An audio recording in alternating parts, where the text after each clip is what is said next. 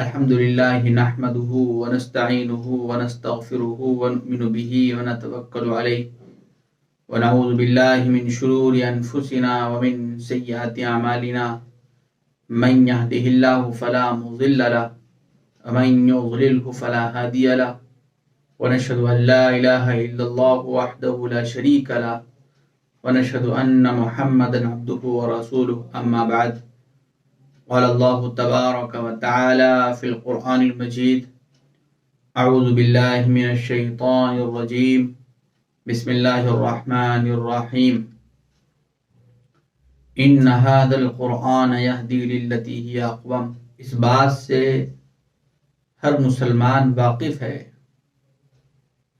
کہ اللہ تبارک و تعالی نے ہمیں قرآن پاک کی شکل میں ایک بہترین قانون اور دستور عطا کیا ہے، جس پر چل کر انسان تاریکی سے نکل سکتا ہے، اندھیرے سے نکل سکتا ہے اور سچائی حقانیت کے راستے پر آگے بڑھ سکتا ہے۔ لیکن جب ہم اپنی سوسائٹی پر اور معاشرے پر نظر ڈالتے ہیں تو ایسا لگتا ہے کہ جیسے ہم اس معاشرے اور سوسائٹی کی رو میں بہہ گئے جس نے انسانیت کو بدنام کیا ہے، اور انسان اس راہ پر چل کر حیوانیت اور درندگی کے راستے پر پڑ گیا ہے۔ کیونکہ جب ہم اپنی سوسائٹی پر نظر ڈالتے ہیں تو چاہے وہ عقائد ہوں، چاہے معاملات ہوں، چاہے معاشرت ہو، چاہے دوسری چیز ہو کہ جس کے ذریعے سے ہم سوسائٹی کے اندر انسانیت کو زندہ رکھ سکتے ہیں، ان تمام چیزوں کو ہم نے چھوڑ دیا ہے اور ہم ایک ایسے راستے پر نکل گئے ہیں کہ جس پر چل کر نہ صرف یہ کہ ہم انسانیت کے نام پر بدنما داغ ہیں، بلکہ ہم زمین پر فساد اور بگاڑ مچا رہے ہیں۔ یہ بات روز روشن کی طرح آیا ہے کہ اگر قرآن پاک کو مضبوطی سے پکڑ لیا جائے تو دنیا اس بات کو تسلیم کرتی ہے کہ زمین پر امن قائم ہو جائے، فساد ختم ہو جائے، سچائی آ جائے، امانت داری آ جائے، دیانت داری آ جائے اور بہترین اخلاق اور معاملات کو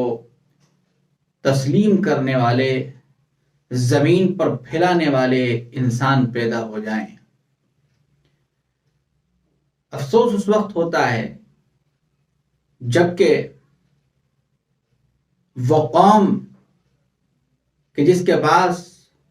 قرآن پاک موجود ہے اور قرآن پاک کو پڑھنے والے موجود ہیں، قرآن پاک کو یاد کرنے والے موجود ہیں،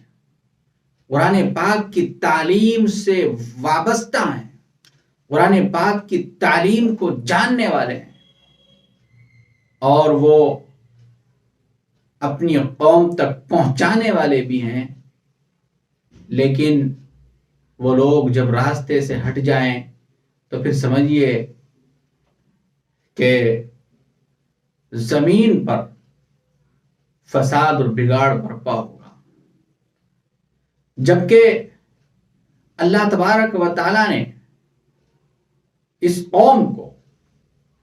جس کے پاس قرآن پاک ہے، اس لیے بھیجا تھا تاکہ وہ قرآن پاک کو لوگوں کو سمجھائے اور قرآن پاک کی تعلیم لوگوں تک پہنچائے اور سچائی اور حقانیت کی دعوت دے اور یہ سمجھائے کہ اللہ تبارک و تعالیٰ نے اس دنیا میں انسان کو کس مقصد کے لیے پیدا کیا ہے۔ قرآن پاک کوئی معمولی کتاب نہیں ہے، یہ وہ کتاب ہے کہ جس کے ذریعے سے وہ صحابہ کہ جب وہ ایمان اور اسلام کے دامن کو نہیں پکڑے ہوئے تھے، رہزن تھے، قاتل تھے، جھوٹ بولتے تھے، شراب پیتے تھے، لیکن انہوں نے قرآن پاک کو پڑھا، سمجھا اور اس کے دامن کو مضبوطی سے پکڑا تو عادل بنے، انصاف پسند بنے، حق پرست بنے اور دنیا کے لیے نمونہ بنے۔ کہا تھا شاعر نے، جس نے ذروں کو اٹھایا صحرا کر دیا، جس نے قطروں کو ملایا دریا کر دیا، خود نہ تھے جو راہ پر اوروں کے ہادی بن گئے، کیا نظر تھی جس نے مردوں کو مسیحا کر دیا۔ اللہ تبارک و تعالیٰ نے ایک ایسی جماعت کو کہ جو جماعت جہالت میں ڈوبی ہوئی تھی، تاریکی میں ڈوبی ہوئی تھی، اندھیرے میں زندگی بسر کر رہی تھی، قرآن پاک کی برکت سے، قرآن پاک کے دامن کو پکڑنے کی وجہ سے ایسے راستے پر لا کر کھڑا کر دیا کہ جو دنیا کے لیے مثال بن گئے۔ آج بھی وہی قرآن پاک ہمارے پاس موجود ہے، وہی تعلیمات، وہی ہدایات اور وہی چیزیں ہمارے پاس موجود ہے۔ اگر ہم ان تعلیمات کو، ان ہدایات کو اپنے اندر اپنی زندگی میں داخل کریں تو پھر اس کے ذریعے سے ہماری زندگی بھی خوبصورت زندگی بن سکتی ہے۔ آج کل کتنی ساری ایسی برائیاں ہیں کہ جن کے ذریعے سے گھر تباہ ہو رہے ہیں، محلے تباہ ہو رہے ہیں، بستیوں میں آگ لگی ہوئی ہے، جھگڑے ہیں، لڑائی ہے، فساد ہے اور نہ جانے کتنی ساری خرابیاں ہیں۔ لیکن جب ہم بنیادی طور پر سوچتے ہیں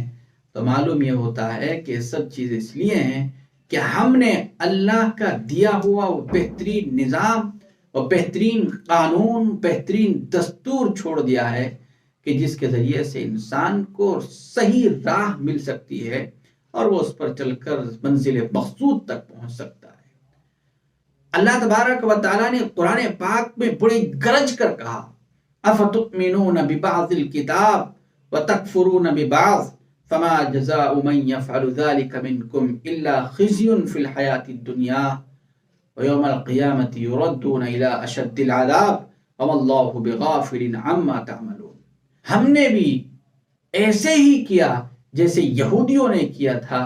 کہ ہم نے بھی چند چیزوں کو لے لیا اور چند چیزوں کو لے کر ہم یہ سمجھ بیٹھے کہ ہم مسلمان ہیں، ہم نے نام مسلمان رکھ لیا، ہم نے داڑھی رکھ لی، ہم نے کرتا پائجامہ پہن لیا یا ہم نے نماز پڑھ لی، ہم نے سر پر ٹوپی رکھ لی اور ہم یہ سمجھتے ہیں کہ ہم مسلمان بن گئے۔ نہیں، بلکہ اسلام نام ہے ایک مکمل دستور حیات کا، جس کی تکمیل پر اللہ نے ببانگ دہل اعلان کیا تھا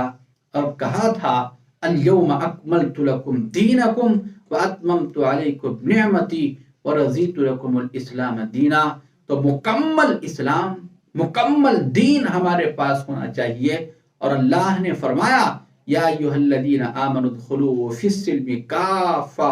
اے ایمان والو تم اسلام میں پورے کے پورے داخل ہو جاؤ۔ ایسا نہیں کہ ہم نے چند چیزوں کو لیا اور باقی چیزوں کو چھوڑ دیا۔ اور کمال یہ ہے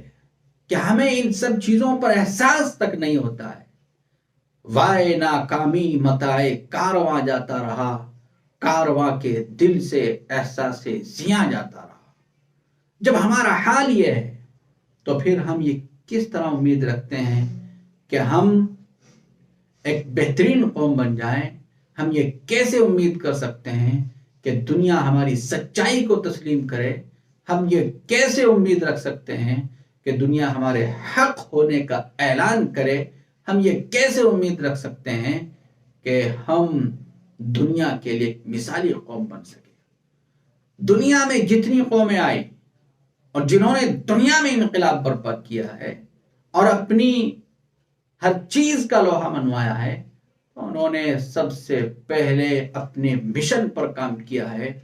اور ہمارا مشن یہ ہے کہ ہم اسلام کے دامن کو مضبوطی سے پکڑیں اور اسلام کو دوسروں تک پہنچائیں۔ اور اسلام کو دوسروں تک پہنچانے کے مختلف ذریعے ہو سکتے ہیں۔ ہم اپنے اعمال سے، اپنے افعال سے، اپنے کردار سے، اپنے اخلاق سے